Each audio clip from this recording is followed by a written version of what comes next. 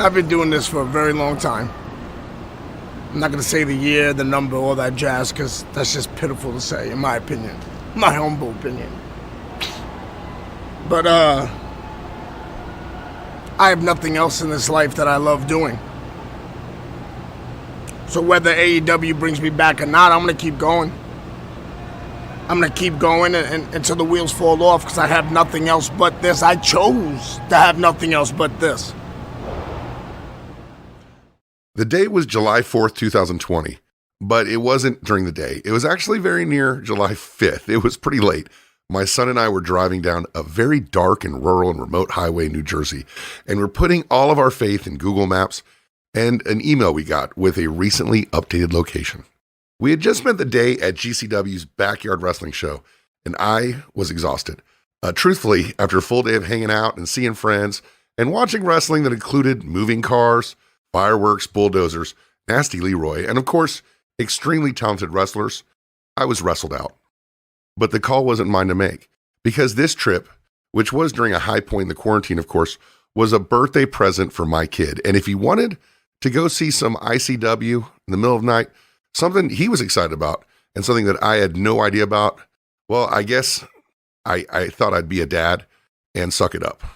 The wrestling journey my son and I have been on the past 7 years have taken us to 6 WrestleManias and 3 SummerSlams and countless other shows, but this was his 18th birthday present. We've had a really good run, but you don't always see when a good run is coming to an end. And I was going to use this time while I had it. And we did have it. But at this point in time, on this particular road, I was certain we were lost. Finally seeing what was supposed to be the address, we optimistically turned onto a bumpy dirt road.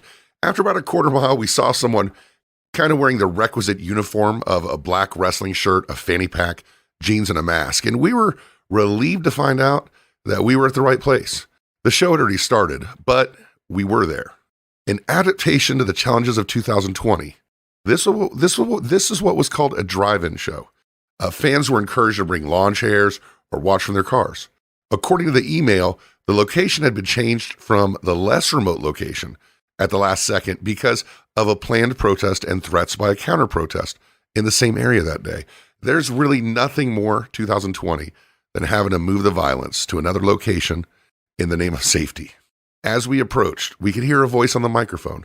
We set our lawn chairs down as close to the ring as we wanted to be. The ring was lit up well enough to see the action, but was outmatched by the country night.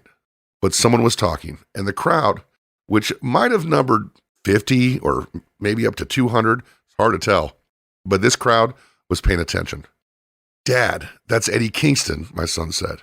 And I said to him, he's taking his shot. You talk about grinding.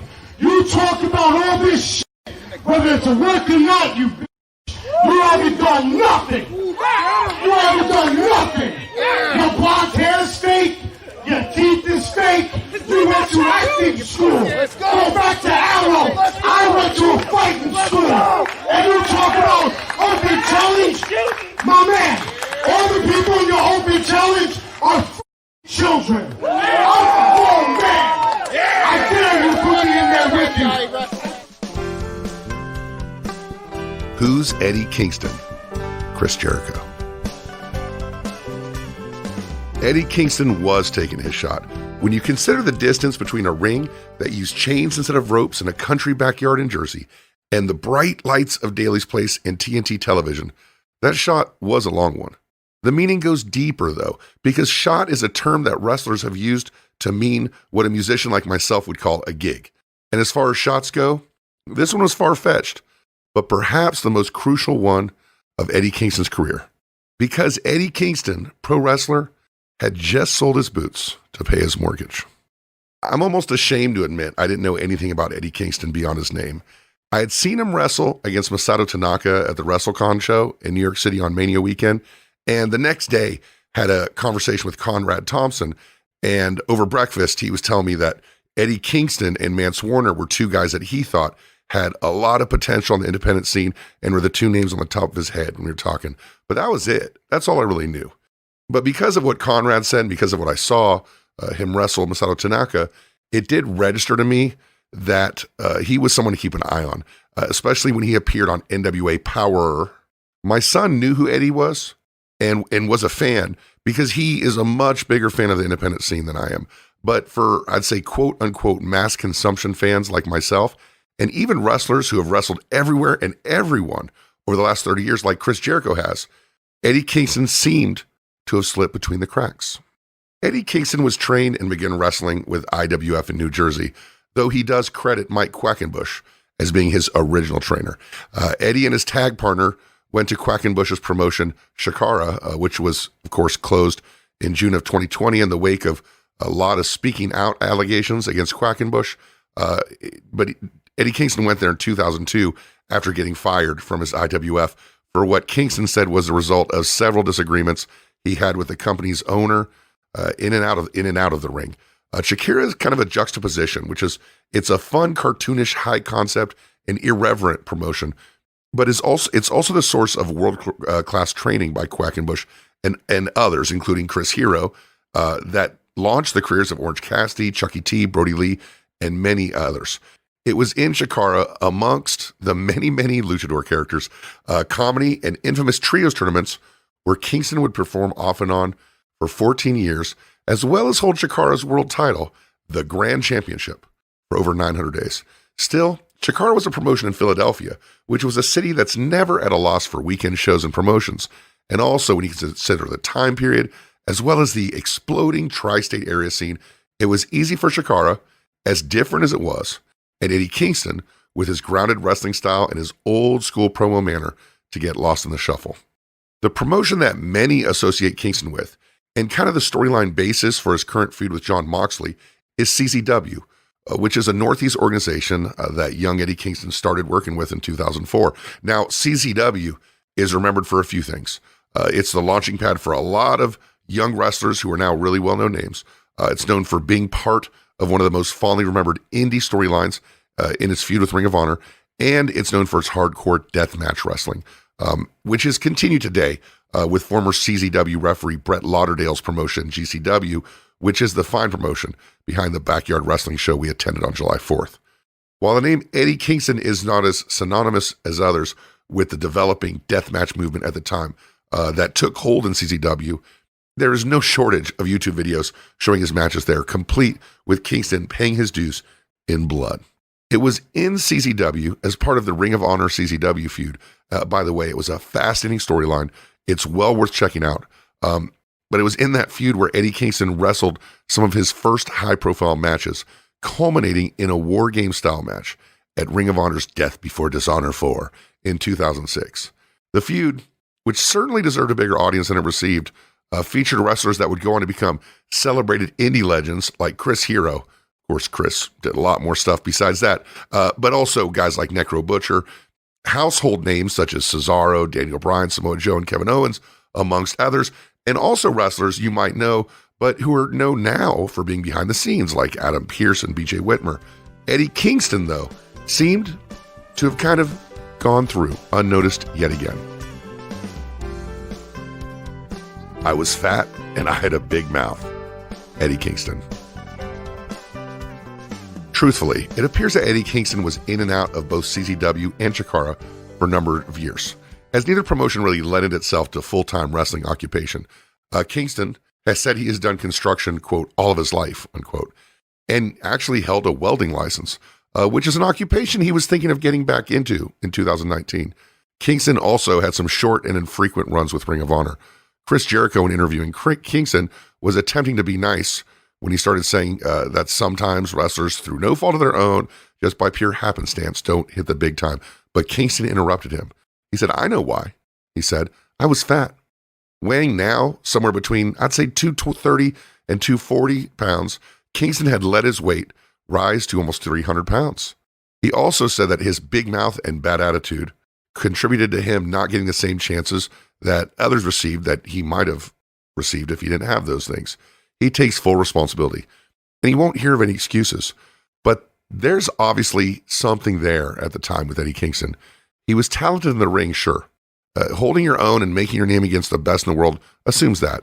But it was his, quote, mic skills, unquote, that soon became his calling card, and a reason he could always find, quote, a shot or even a home for a little bit. As it had been since his childhood, wrestling was his solace. Wrestling was always there for me. Eddie Kingston. Kingston grew up in the Bronx in New York City as a WWF fan because in those days, what you watched was pretty much determined by where you happen to live.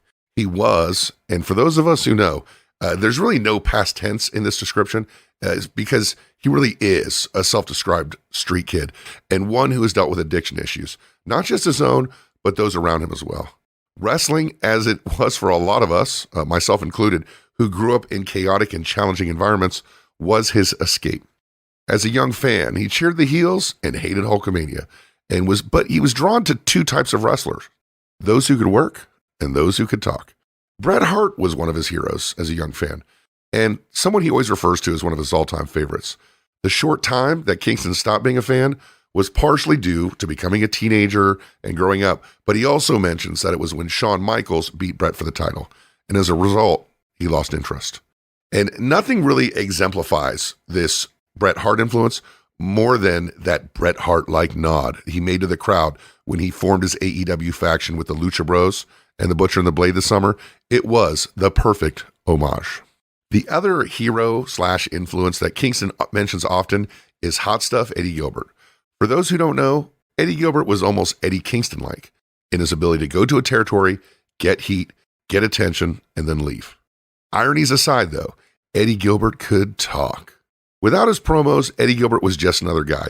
He's kind of a Terry Taylor type with a good look, a physique, a wrestling ability. Wasn't a big guy, but he was good. But nothing else really served to separate him from everybody else. But with a microphone in his hand and often a beautiful valet like Missy Hyatt at his side, Eddie Gilbert was a star. He could make everyone in the audience hate him in seconds, despite his babyface look, and could back it up in the ring. He came across as genuine, passionate, but still a very dangerous man who would do anything it would take to win. When he talked, people listened. From one Eddie to another, Kingston took this lesson to heart. Kingston became a tape trader, which could best be described as the YouTube of the day. If YouTube took months to load and the quality wasn't very good, it was through trading tapes with other fans around the country and the world that Eddie opened his eyes to wrestling around the globe and became a true student of the game. He was drawn to Bill Watts' Mid-South territory, of which Eddie Kingston can excitedly talk about angles involving the Junkyard Dog and Ted DiBiase, as well as wax poetic about the booking virtues of Bill Watts. But he was most drawn to what he calls his favorite promotion of all time pro wrestling, and its four pillars: Mitsuharu Misawa, Kenta Kobashi, Toshiaki Kawada, and Akira Tao. His fanship of All Japan Pro Wrestling goes beyond those four men, as well as his fanship of wrestling goes beyond those two promotions. But we are seeing the makings of the Eddie Kingston that would go on to headline a pay-per-view in November of 2020. The character and smoothness of Bret Hart, the mouth of Eddie Gilbert, and the work and moves of Misawa, Kawada, and Kobashi. I had a girlfriend at the time, and she wanted to buy a house. Eddie Kingston.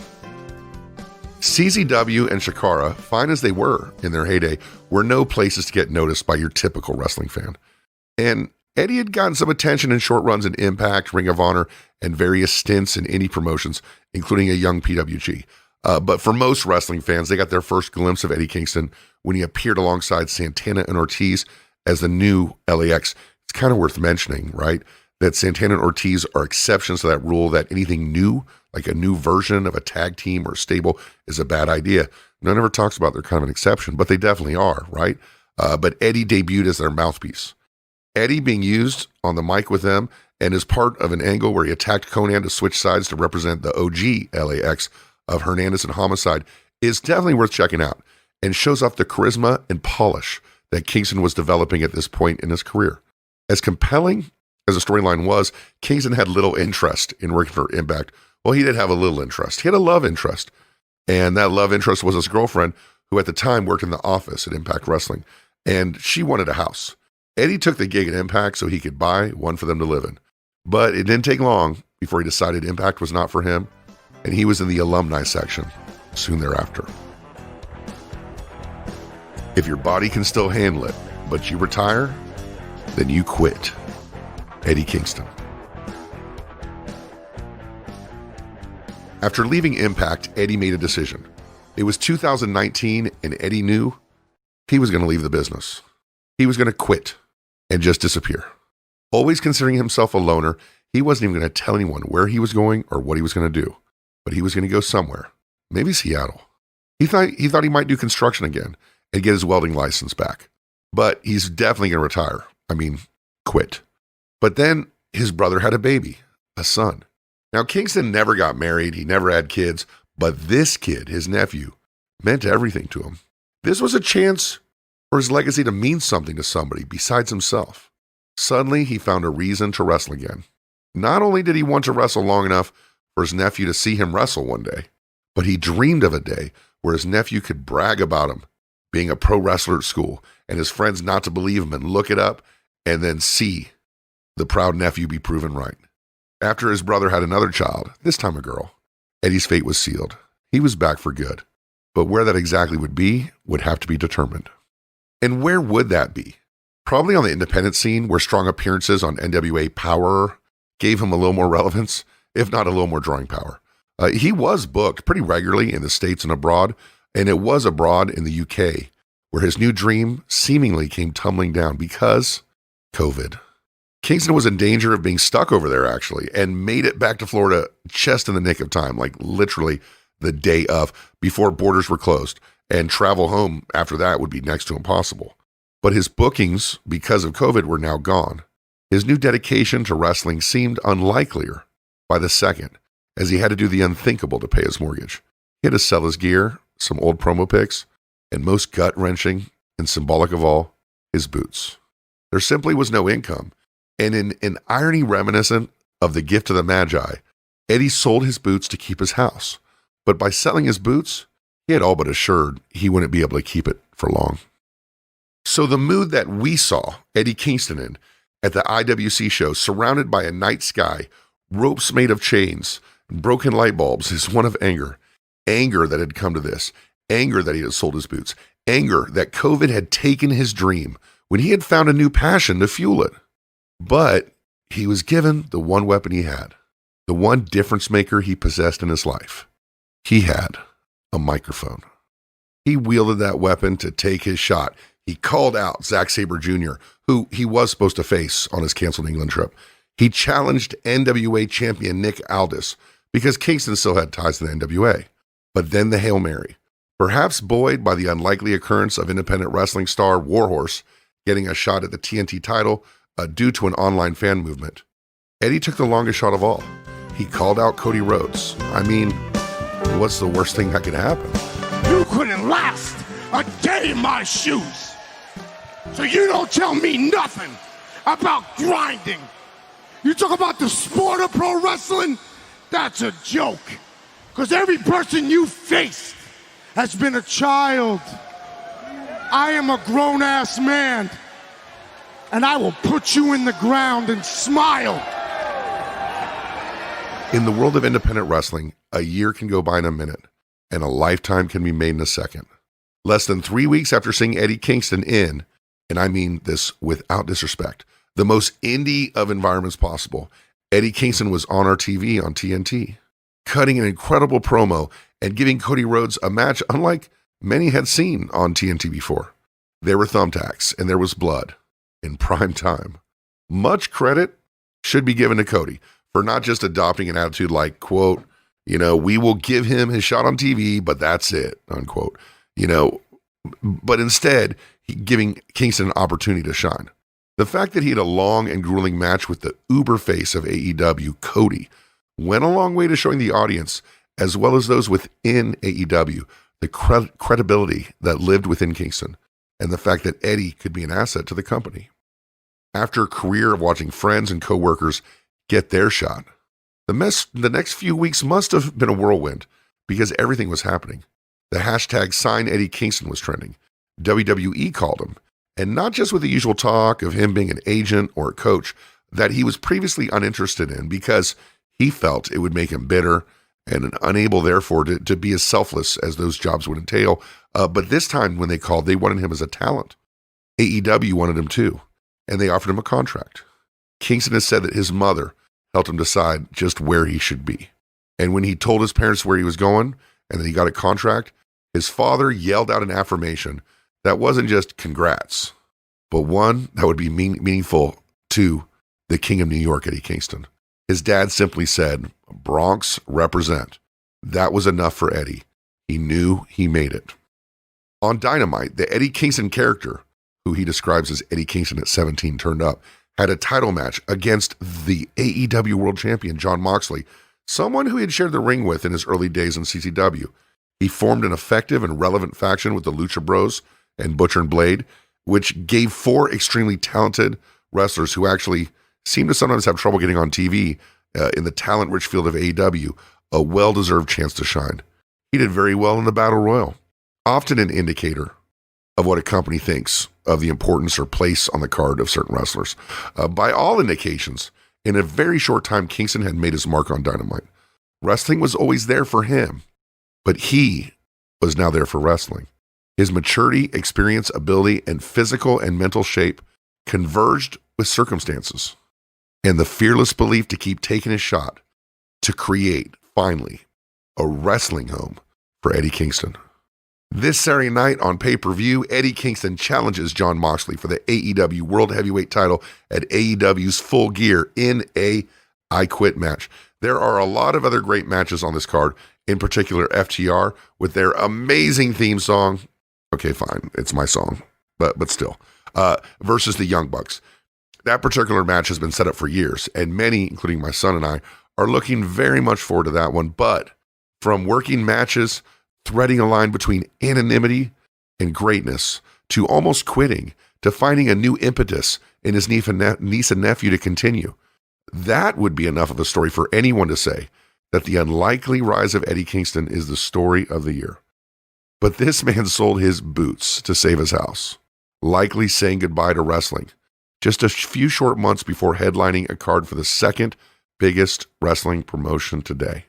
And that makes this story a hero's tale, much like the stories of Luke Skywalker or Simba or any of these stories where a man comes back to claim what was rightfully his after being gone from his homeland for far too long and against all odds, and as a result of an unlikely sequence of circumstances. In a story as old as time, he comes back. But there's only one ending to this story that will suffice. And you know what it is. The hero only returns really for one reason, and that is to become king. This has been Eddie Kingston, A Hero's Journey, over here at WrestleJoy.com. You can check them out on Twitter at WrestleJoy. I'm Matt Koon. You can check me out at Matt Koon Music on Twitter, or if you need some music, you can hit me up at thethemeguy.com. Thanks for listening, and make sure to keep reading WrestleJoy.